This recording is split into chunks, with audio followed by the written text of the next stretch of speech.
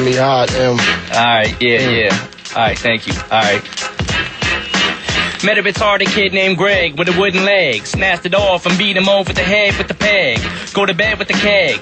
Wake up with the 40. Mix it with Alka-Seltzer and Formula 44D. Forget an acetab, I strapped the whole sheet to my forehead. Waited till it absorbed in and fell to the floor dead. No more said, case closed in a discussion. We blowing up like spontaneous human combustion. Leaving you in the aftermath of Holocaust and traumas. Cross the bombers, we blowing up your house, killing your parents, coming back to get your foster mamas. And I'm as good at keeping the promises Nostradamus, cause I ain't making no more threats.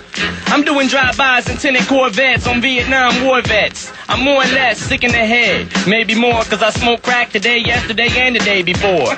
Saboteur, walk the block with a Labrador, strapping more corral for war than El Salvador. Foul style galore, verbal cow manure, coming together like an eyebrow, and I'll be sure. It's like that, Eminem. Eminem. Right, bust it. What?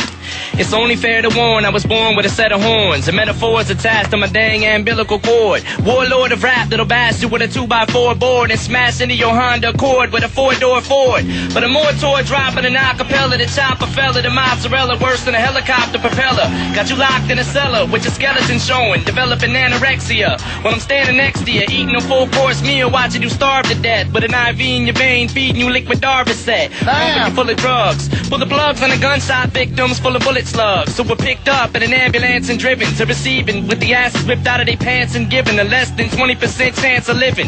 Have a possible placement as a hospital patient, storing their dead bodies in grandma's little basement.